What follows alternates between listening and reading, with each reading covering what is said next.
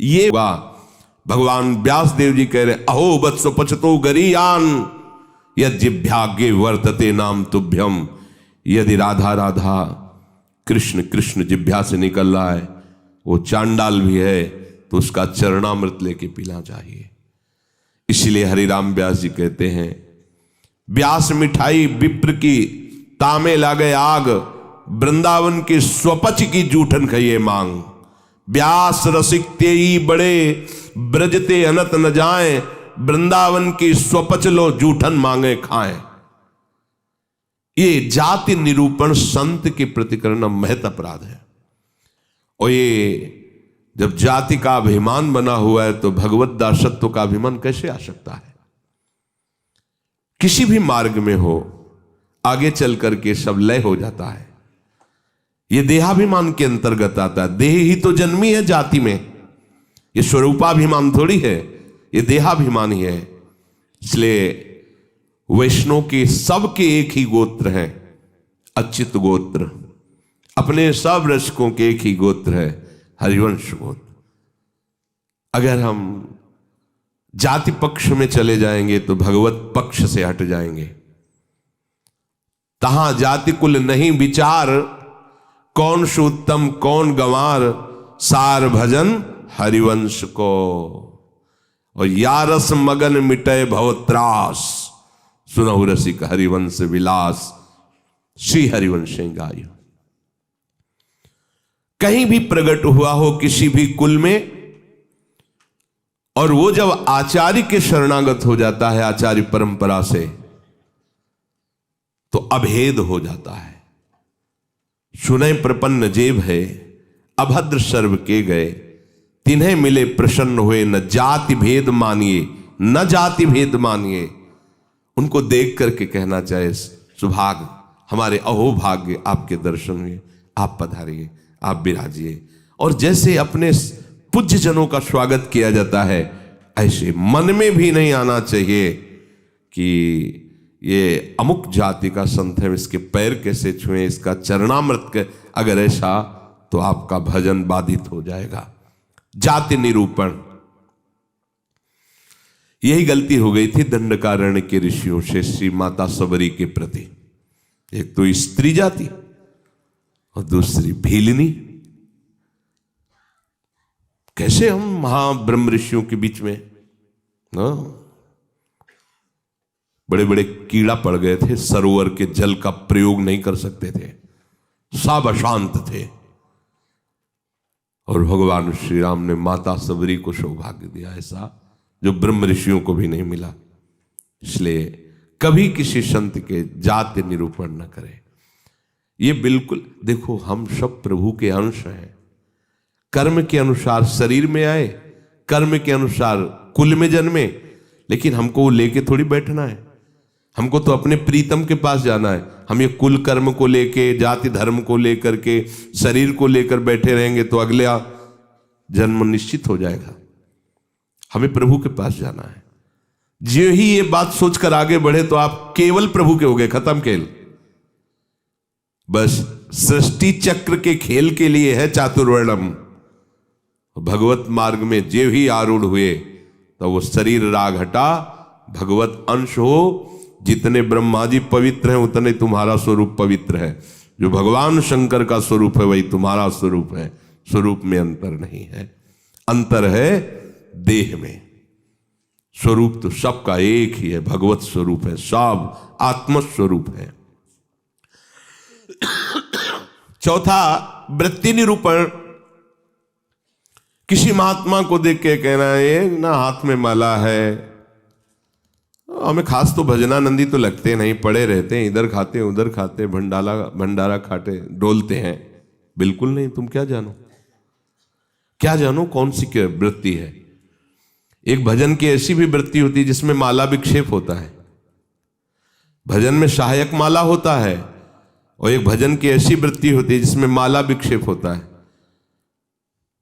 अगर कभी उत्साहपूर्वक ले भी लिया जाए तो 10-5 मिनट से ज्यादा नहीं चलेगा और रख जाएगा। स्वाभाविक छाया हुआ है, अब वहां मन का चलाए तो विक्षेप पड़ रहा है, गिनती करे तो विक्षेप पड़ रहा है। चल रहा है। अब आप क्या जाने, आप माला देख के तो जान जाते हैं कि जप हो रहा है, लेकिन बैठे हैं, टहल रहे हैं, तो आपको लगा खाली टहल रहे हैं। नहीं, ऐसा नहीं। संतों को जानना बड़ा कठिन होता है। एक बार गुरु जी की सेवा में सुकुमारी शरण थे, जे ही लाडली कुंज में प्रवेश हुए तो महाराज जी ने कहा दुर्गंध आ रही। ऐसे देखा और कहा वैष्णव अपराध करके आ रहे हो क्या? तो महाराज जी हम साबुन लगा के नहीं नहाते तो शायद शरीर से दुर्गंध। बोले वो दुर्गंध नहीं, ये वैष्णव अपराध की दुर्गंध है। गुरुदेव ने कहा महाराज जी सावधान रहते हैं, कोई वैष्णव अपराध तो नहीं। नहीं, हमें महसूस हो रही है। आप पहले वहीं खड़े रहिए, बताइए क्या वैष्णव अपराध किया है। भजन का क्या प्रभाव होता है, बहुत सूक्ष्म है, बहुत सूक्ष्म। महापुरुषों के हृदय से ही पता चलता है ना। प्रारंभ में था तो पंडित बाबा की वाणी पढ़ी तो तन्मयता एकदम पंडित बाबा में हुई। तो दूसरे दिन सेवा में गए तो उन्होंने कहा कि हमारे चिंतन में कृष्ण बलराम आए, तुम्हारे सिवा और किसी का यहाँ आना नहीं है। तो हम कहा महाराज जी पंडित बाबा का चरित्र पढ़ रहे तो एकदम उसमें तन्मयता एकदम। बोले हाँ तभी आया चिंतन में। तो कितना सूक्ष्म, मतलब ये सबके समझ में की बात। परिक्रमा दे रहे थे जगन्नाथ बाबा की कुटिया, दोपहर में देखा महाराज जी गायब। देखा तो अप्सरा कुंड में ध्यानस्थ एक वृक्ष के नीचे बैठे। महाराज जी वहां से क्यों चले आए? बोले इतनी जोर के गोपाल मंत्र के वहां परमाणु सिद्ध पुरुष थे ना, तो हमें विक्षेप पड़ रहा था निज मंत्र में, इसलिए हट के चले आए। वहीं हम पढ़े, हमें कुछ पता नहीं चला। आपका कितना सूक्ष्म, प्रवेश करते ही कह दिया आप वैष्णव अपराध करके आ रहे हैं, दुर्गंध आ रही।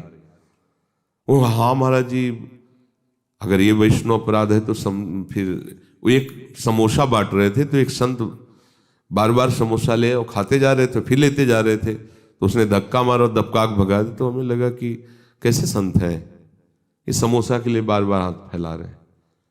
तो बोले उनको जानते हो? बोले हाँ प्राय वो दिखाई देते हैं बिहारी जी की गली में।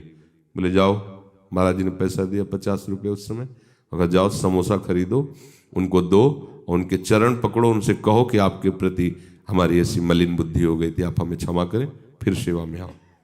कितना सूक्ष्म है महापुरुषों का सुरक्षा कवच। किसी भी संत के प्रति, वैष्णव के प्रति, ये तो पड़ा रहता है, तो कभी माला नहीं लिए, तो कोई भजन ध्यान करता नहीं, इस प्रकार से उसकी निंदा करना ये वृत्ति निरूपण है। पांचवा है स्वरूप निरूपण। इनके चेहरे में कोई तेज तो है नहीं, हमें लगता है कोई महात्मा तो है नहीं, बनावटी ही लग रहे हैं, कोई आकर्षण तो है नहीं इनके चेहरे में, सच्चे साधु नहीं हैं, ऐसा वैसा नहीं। आप क्या जानते हो, ये राख से ढकी हुई आग है, राख हटे तब पता चलेगा। अगर चेहरे से ही महात्मा की पहचान होती तो जड़ भरत जी को पहचान लेता रहुगण। और साधारण सत्संगी नहीं, कपिल भगवान से सत्संग करने जा रहा है, कोई साधारण सत्संगी नहीं, महापुरुषों का संग करने वाला है, फिर भी नहीं पहचान पाया राख से ढकी हुई आग को। जड़ भरत जी जैसे महान ब्रह्मभूत महापुरुष से पालकी उठवा दी, जब उनके वचन प्रकाशित हुए तो कूद पड़ा पालकी से चरणों के। अरे इतनी ऊंची स्थिति के महात्मा, कांप गया। ये किसी भी महात्मा के बाह्य रूप को देख करके नहीं जाना जा सकता कि किस कोटि का महात्मा है, कितनी ऊंचाई का है। इसलिए इनमें तेज नहीं है, इनका चेहरा कोई आकर्षणकारी नहीं, ऐसे कोई साधारण लगते हैं, कोई सच्चे साधु तो है नहीं, ऐसा नहीं करना चाहिए। छठवां धातु निरूपण। भक्त या भगवत विग्रह की, अच्छा ये पत्थर के ठाकुर जी हैं, सप्तम धातु के हैं, ये काहे से बने हुए ठाकुर जी? अगर वो मंदिर में विराजमान तो साक्षात प्रभु विराजमान, कुटिया में विराजमान तो साक्षात प्रभु विराजमान।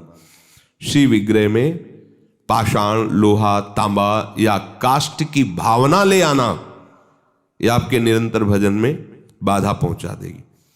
उन वेगों को सहना और इस अपराध से बचना। जो गुरु ने नाम दिया है, मंत्र दिया है, आराध्य देव का रूप दिया है, उसके सिवा सब माया है। वो अपने को चिंतन नहीं करना, केवल उतना ही चिंतन। ये बहुत कठिन बात है। प्रायः मनमानी भजन करने में ज्यादा अच्छा लगता है, और गुरु मंत्र और गुरु श्री मुख से जो दिया गया उपासना नाम है, पद्धति है, उसमें मन मरता है, इसलिए उसमें मन नहीं लगना चाहता। हम ये देखते हैं, प्रायः कई उपासकों से सुना है उनके हृदय की बात, जो गुरु प्रदत्त है उसमें नहीं लगेगा और मन माने लग जाएगा। मन ने स्वीकार कर लिया चितम केशवम राम नारायण, ये रटे हम उन्हीं गुरु से पूछ रहे हैं जिन्होंने मंत्र दिया है, नाम दिया, ये हम रटे।